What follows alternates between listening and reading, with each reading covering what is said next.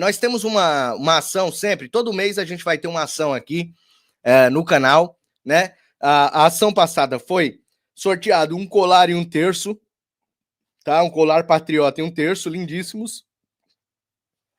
E esse mês aqui vai ser o mês do Bolsonaro. Então eu vou sortear para vocês no dia 3 de agosto, próximo. O busto do Bolsonaro, busto dourado do herói nacional, Bolsonaro herói nacional, lindíssimo, busto dourado. E também vai um perfume do Bolsonaro, tá bom? Então, o busto e o perfume, você pode aí colocar um nomezinho aqui no sorteio por apenas R$10. R$10. E você ajuda o canal a se manter no ar.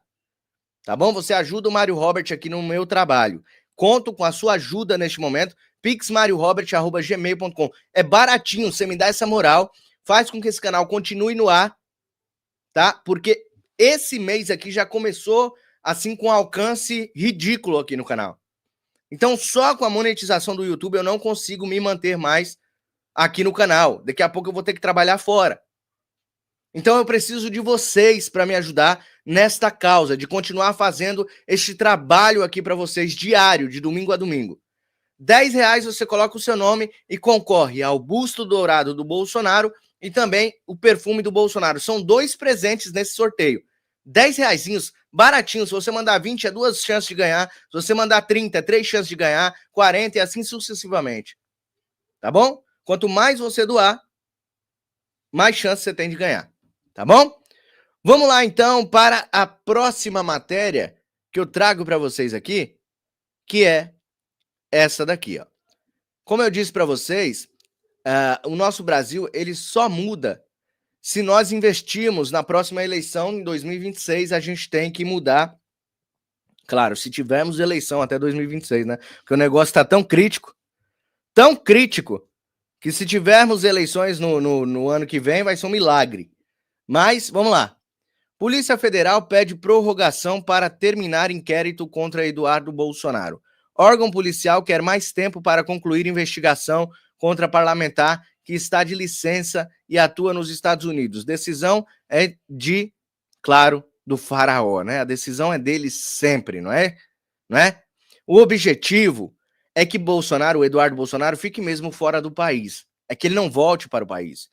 Esse inquérito contra Eduardo Bolsonaro vai ser prorrogado até o final das eleições de 2026. Eduardo Bolsonaro já se colocou pronto para assumir a presidência da República. Saiu uma matéria, ele falou que ele já se sente apto a concorrer à presidência da República. Provavelmente Bolsonaro coloque o Eduardo para concorrer. Então ele é uma das balas de prata do Bolsonaro. E é por isso essa perseguição toda em cima do Eduardo.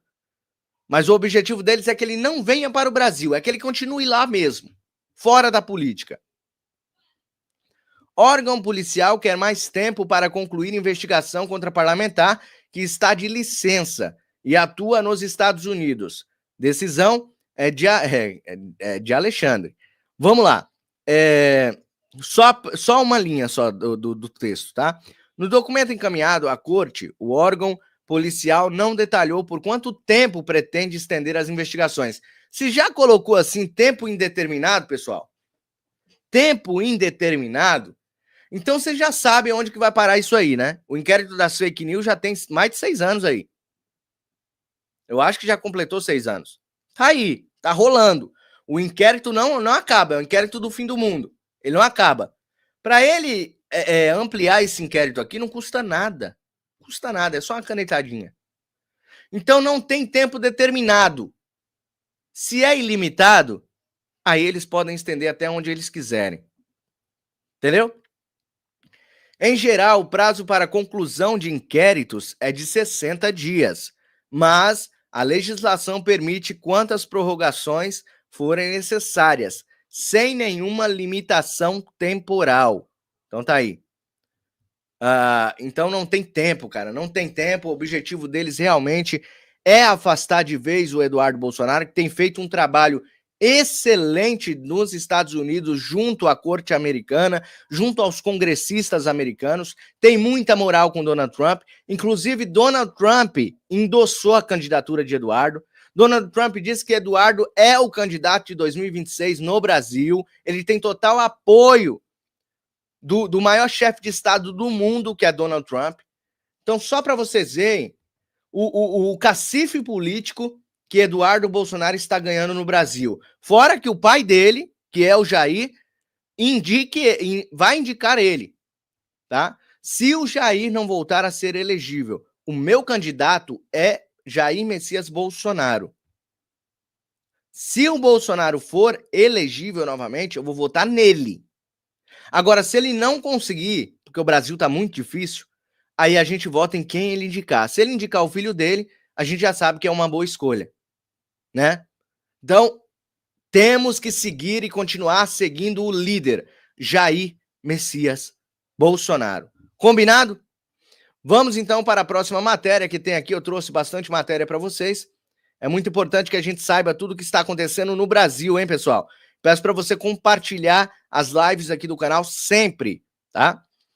O novo alvo dentro do Supremo. Temos um novo alvo lá dentro, né? Vocês veem que a gente fala muito da Magnitsky, porque realmente o careca perseguidor, ele é um dos ministros que mais toma à frente das situações, tá? Então, temos outro alvo lá dentro. Todos eles serão, de alguma forma, atingidos por investigações, né? Vão ser processados. Agora começa. E a gente pode mudar isso em 2026. Aí vai ser o checkmate. Por enquanto, a ajuda está vindo de fora. A ajuda está vindo externamente. A gente tem que terceirizar, infelizmente, o nosso Brasil. Os problemas do nosso Brasil estão sendo terceirizados. Porém, em 2026, a gente toma a rédea do jogo. A gente coloca o máximo de senadores lá dentro, dá 50% do Senado para o Bolsonaro e as coisas mudam no Brasil. Ok? Vamos lá, vamos ver, vamos descobrir quem é o novo alvo? Vamos lá. Senador Magno Malta fez duras críticas aos ministros do Supremo. Esse tem coragem. Eu acredito que se Magno Malta hoje fosse o presidente, pior que ele nunca foi lançado, né, para assumir a presidência do Senado, né? Impressionante, né? Já tem uns nominhos já marcados, né? O Magno Malta nunca foi nem candidato à presidência do Senado. Já pensou se Magno Malta estivesse lá? Eu aposto que os ministros já teriam sido trocados no STF, ó, bastante tempo, tá? Então vamos lá. Deixa eu ver aqui, o Gabriel mandou uma mensagem aqui. Tô meio off hoje, ontem. Oh, meu Deus. Minha avó de 100 anos faleceu. Por isso não apareci. Gabriel, Deus abençoe, meu querido. Gabriel, que é moderador aqui do canal, perdeu a sua vozinha aí. 100 anos, hein? Caramba, viveu bem. Com certeza honrou o pai e mãe, porque a Bíblia diz que quando você honra seu pai e sua mãe e a sua família, você prolonga os seus dias na terra. Então, com certeza, a vozinha do Gabriel foi uma pessoa muito boa, que honrou a família até o fim. Que Deus abençoe sua família, Gabriel. Que Deus conforte o seu coração, que o Espírito Santo do Senhor conforte o seu coração aí da sua família, meu querido. Não tem problema, tá? Ele explicou aqui por que ele não tá no chat hoje ajudando a gente aí. Deus abençoe, meu querido Gabriel. Vamos lá, então, pessoal. A grande dificuldade está aí, diz Magno Malta. Censura é proibida constitucionalmente, eticamente, moralmente e eu diria até espiritualmente. Mas também não se pode permitir que estejamos numa agora em que haja 213 milhões de pequenos tiranos soberanos. E soberano aqui é o direito brasileiro. Essa aqui foi a fala, na verdade, da ministra Carmen Lúcia, não do Magno Malta, tá? E aí o Magno Malta respondeu: Carmen Lúcia, tirana é você. São 203 milhões de tiranos. Ontem foi a festa do regozijo. Ontem eles se fecharam e teve até choro. Foi tão emocional que o Toffoli chorou lágrimas de crocodilo. O senador ainda voltou sua artilharia verbal contra o ministro Dias Toffoli, responsabilizando-o pela condução do inquérito das fake news. Segundo Malta, ele entrou ali para cumprir uma missão demorada de anos. Foi o que eu falei aqui, né? Foi o que eu disse na live do Tamo Junto, foi o que eu disse aqui nas minhas lives, que ele cumpriu ali uma missão de anos, por isso que ele chorou. Por isso que veio as lágrimas. Porque provavelmente ele tinha uma missão e que se não fosse cumprida, ele sofreria as consequências. E aí aquele choro ali, eu nem digo que sejam lágrimas de crocodilo. Eu acho que o choro foi real. Mas foi um choro de alívio. Quando você está numa panela de pressão tão grande que você completa uma missão ou você resolve um problema, a emoção vem, você chora de alívio. Então, aquele choro dele ali foi um choro de completo alívio. Eu acredito nisso, tá? Eu acredito nisso. Deixa eu perguntar para vocês, o som e a imagem da minha live está bom para vocês? Porque apareceu o sinalzinho de internet fraca aqui. E aí, o que vocês me dizem? Tá bom aí para vocês ou não? O som e a imagem, coloca aí no chat, só para eu saber. Estamos com 158 pessoas ao vivo. Peço para você deixar o like, quem não deixou, e também compartilhar. 159 agora. Compartilha esse vídeo, essa live, para todo o Brasil. Em todos os grupos que vocês fazem parte, para a gente alcançar o máximo de pessoas. Tá bom? Se você puder ajudar financeiramente, o Pix está piscando aqui. Se você não pode ajudar financeiramente, você deixando o like e compartilhando o link dessa live, você vai estar ajudando da mesma forma. Tá bom? Vamos lá. Essa notícia que eu vou trazer para vocês aqui, a gente já sabe. A gente já está cansado de saber dessa notícia aqui. Mas é bom que a gente venha documentar isso aqui. Globo lucra mais durante o governo Lula. Antes da eleição, a família Marinho viu o caixa fechar no prejuízo. Então, nós estamos vendo aqui, eu estou relatando para vocês, que a Globo está lucrando muito mais no governo Lula. E algumas pessoas dizem assim, o Bolsonaro deveria ter feito isso. O Bolsonaro deveria ter comprado a imprensa brasileira, o Bolsonaro deveria ter comprado todo mundo, mas eu vou dizer para vocês, o Bolsonaro deveria não, o Bolsonaro não queria fazer isso, porque o Bolsonaro é um homem honesto, íntegro. O Bolsonaro nunca iria fazer um negócio desse, principalmente com o nosso dinheiro. O Bolsonaro economizava o nosso dinheiro até na piscina do Palácio do Planalto. Você acha que o Bolsonaro, no Palácio da Alvorada, desculpa, você acha que o Bolsonaro iria entregar o nosso dinheiro para a Globo falar bem dele? De jeito nenhum, só faz isso aí quem é mau caráter, como o Lula. Então, a Globo está lucrando mais com o PT. Isso já é esperado, né, pessoal? Vamos lá. Dilma Rousseff ainda dormia no Palácio Palácio da Alvorada em 2015 e a Rede Globo lucrou 3 bilhões de reais. A petista caiu em 2016, coincidência ou não, o caixa do Império Marinho começou a derreter, até fechar no vermelho em 2021, com prejuízo de 170 milhões. Mas a sorte virou no ano seguinte e melhorou ainda mais depois que Lula voltou a morar em Brasília. Em meio às eleições, o prejuízo deu lugar ao lucro. Em 2022, a Globo lucrou 1,2 bilhão. Teve um pequeno solavanco no ano seguinte com 840 milhões de reais. Mas tudo foi compensado em 2024, quando a joia da coroa dos marinhos voltou a brilhar. 2 bilhões de reais de lucro. No frigir dos ovos, em meio aos 2 primeiros anos de Lula, a Rede Globo lucrou mais do que em 4 anos de Jair Bolsonaro. Foram quase 3 bilhões de reais com o petista, contra 2 bilhões no mandato do antecessor. E ainda falta um bom tanto de mandato para fechar a conta e dobrar a meta. Coincidência ou não?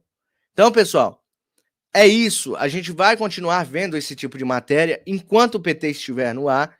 Eles vão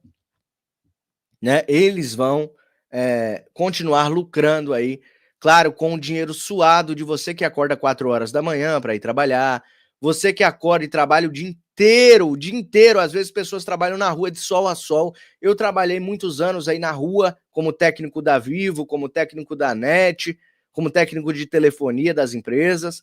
Então, eu sei o que é também acordar cedo, tomar um vento gelado no rosto em cima do poste, tomando choque, de sol a sol, o sol pelando lá em cima, você em cima do poste, correndo todos os tipos de risco. Eu sei das pessoas que trabalham aí, que pegam ônibus lotado. Eu também trabalhei nas Casas Bahia, eu pegava ônibus lotado, dormia em pé no ônibus, sabe? Eu sei o que é isso, eu sei o que o povo brasileiro passa nessa vida sofrida, e eu sei que esses desgraçados, eles não podem continuar lucrando com o nosso dinheiro, com o dinheiro suado do trabalhador. E é por isso que eu sempre trago e repudio tudo o que eles fazem de errado. Vou trazer para vocês aqui um vídeo que foi gravado. Eu não sei se o Pavinato, né? Acho que o Pavinato tá lá em Lisboa que tá acontecendo, não é? O Gilmar Palusa? É em Lisboa, né?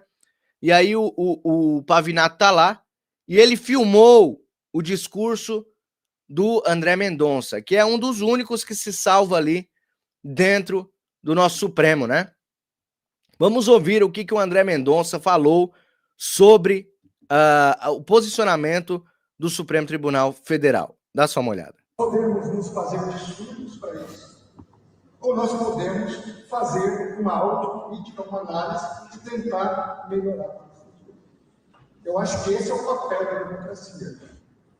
Portanto, eu tenho certeza que, em função desse quadro, no futuro, nós teremos, se não hoje, mas a partir desse quadro, discussões em pelo menos 3 ordens. Em primeiro lugar, foi tratado aqui ontem a necessidade de uma reforma administrativa no nosso país.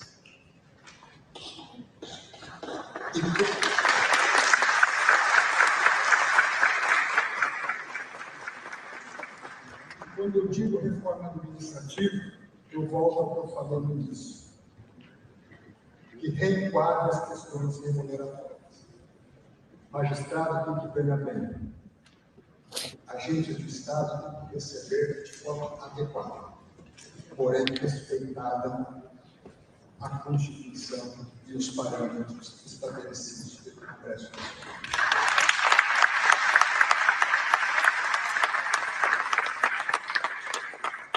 Segundo ponto, a necessidade mais profunda do que uma reforma administrativa, uma reforma do Estado. Uma avaliação mais adequada, mais segura do papel de cada instituição. Isso envolve executivo, isso envolve legislativo, isso envolve judiciário. Onde, nessa discussão, não são as instituições em si quem tem que ganhar ou quem pode perder, mas é o Estado brasileiro e é o povo brasileiro. No âmbito do judiciário, uma reflexão sobre as causas do excesso de judicialização. Na minha análise, uma reflexão mais profunda sobre o rol de legitimados para corporações diretamente perante o Supremo Tribunal Federal.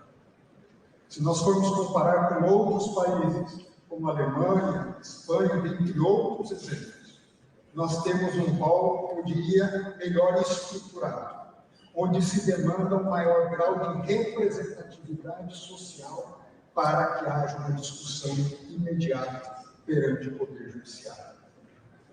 Em segundo lugar, penso que avaliar o papel do Supremo Tribunal Federal como a sua função que eu reputo mais essencial. Obrigado. Deus, Pátria, Família e Liberdade. Deus abençoe, minha querida. Isso envolve, talvez, repensarmos a competência originária do Supremo Tribunal Federal para processar e julgar crimes.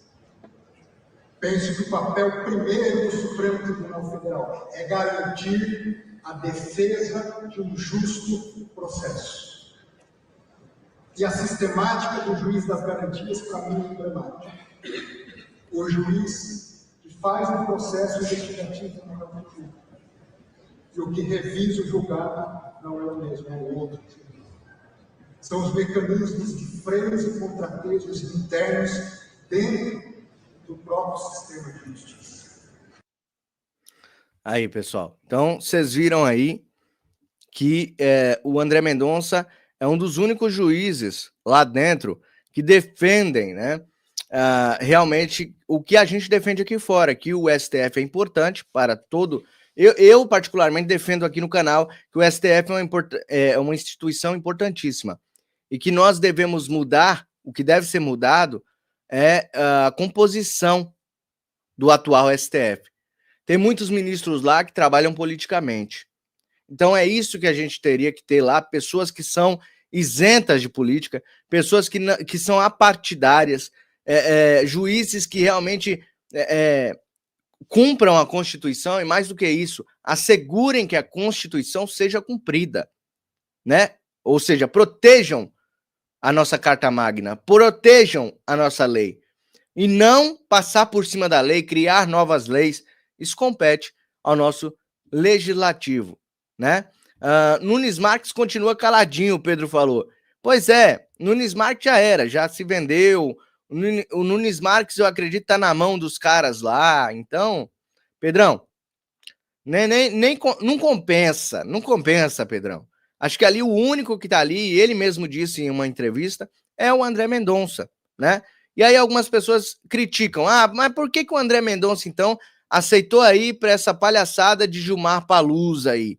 Porque, primeiro, ele é ministro do STF, né? E segundo, ele falou, ele não se isentou de falar. Ele não chegou lá e ficou em cima do muro, não. Ele falou que o STF está passando por cima das competências, que ele é minoria lá dentro e que ele sabe, pelo que ele estudou, que o STF, desde sempre, é para proteger a Constituição. Ou seja, o André Mendonça não arregou. Ele falou lá, onde tem um monte de abutres, no meio dos leões, ele mandou o seu recado direto. O STF tem que parar de legislar e tem que cuidar da nossa Constituição. Foi isso que ele falou. Então ele não arregou, tá? Ele não arregou, ele foi para cima, falou tudo o que tem que ser dito e ele não arregou. Tá bom? A Pitanga X colocou aí: discutem o Brasil em outros países, não há lógica. Pois é. Sabe por quê? Porque aqui no Brasil eles não têm paz. Então eles têm que ir para fora do país para poder sair na rua, para poder fazer os seus discursos. Vai montar esse congresso aí do Gilmar Mendes, monta aqui no Brasil para ver se vai alguém. Ou então, se for alguém, vai ser para vaiar eles na cara deles. Eles são hostilizados no Brasil. Então, por isso que eles não abrem esse tipo de evento aqui no Brasil. Entendeu, Pitanga? Por isso, são covardes, né? São covardes. Ô, Gabriel, meu amigo, mandei uma mensagem para você aqui na live. Que Deus abençoe, viu? A partida da sua vozinha. Saiba que ela tá num bom lugar lá e que ela honrou a sua família. Por isso que ela viveu 100 anos, hein, cara? Você tem que agradecer a Deus por viver 100 anos ao lado da sua vovozinha. Eu já perdi a minha que me criou, né? Minha avó, ela cuidou de mim. Ela foi a minha mãe, que a minha mãe morreu quando eu tinha 11 meses. Eu era recém-nascido, né? Então, a minha avó me criou, minha avó paterna. E ela morreu. Cara, eu sou ruim com data, mas faz mais ou menos aí uns 10 anos que a minha vozinha partiu. E ela partiu com 87 anos de idade. E eu agradeço até hoje por eu ter vivido com ela durante os meus 25 anos. Porque aí eu casei depois, né, e saí e tal. Mas eu vivi com a minha vozinha durante 25 anos, ela lúcida. Com 87 anos, ela subia ainda na cadeira para estender roupa. Minha avó era forte pra caramba, de uma hora para outra. Né, ela não ficou muito tempo acamada e partiu. Eu agradeço a Deus por ter dado saúde à minha vozinha e ter me feito viver 87 anos do lado dela. Então eu peço para que o Espírito Santo abençoe sua família aí, tá bom, meu querido? O Nunes Marques será o próximo presidente do TSE. Pode ser que esteja se preservando, né? Oh, meu Deus do céu. Vamos lá. É que você escreveu errado e eu li completamente errado. Preservando para as eleições. Esteja se preservando. É verdade. É verdade. Às vezes o Nunes Marques está quieto também, porque ele vai assumir o TSE, né? Vai ser o próximo presidente do TSE. Vamos ver, pessoal. Tudo pode acontecer no Brasil. Eu costumo dizer que eu uso muita parte da Bíblia que fala assim, ó. O choro dura uma noite, mas a alegria vem pela manhã. Então, a gente tem que levar isso no coração, tá bom? O momento que a gente tá passando é difícil no Brasil, mas tudo pode mudar, tá? Ao final da live, fiquem aí que eu vou conversar com vocês, tá? Todos vocês vão ter aqui destaque na live, tá? Eu separo 10 minutinhos ao final da live para conversar com todos vocês. Antes disso, tem essa outra matéria que eu vou jogar na tela aqui, que é essa aí, ó. Damares vai integrar a CPMI do INSS. A senadora foi indicada pelos republicanos para ser uma das titulares da comissão mista. Então nós já temos Nicolas Ferreira e a Damares como indicados para a comissão, tá? Então nós temos Nicolas Ferreira e Damares. Eu quero saber do chat, o que vocês acham da indicação da senadora Damares Domingues? Coloca aí, por favor, nos comentários. Informo que o Republicanos me indicou e serei membro da CPI do roubo dos aposentados. Vamos trabalhar para colocar na cadeia quem roubou covardemente de idosos vulneráveis e para garantir o ressarcimento das vítimas. Isso aqui é uma notícia muito boa que eu trouxe aqui para vocês, né? Além de Damares, outros senadores de oposição ao governo Lula foram indicados para compor a comissão mista. Isalci Lucas, também um ótimo senador, Jorge Seife e Eduardo Girão. Então, todos eles foram indicados para compor a mesa da comissão mista parlamentar de inquérito, tá?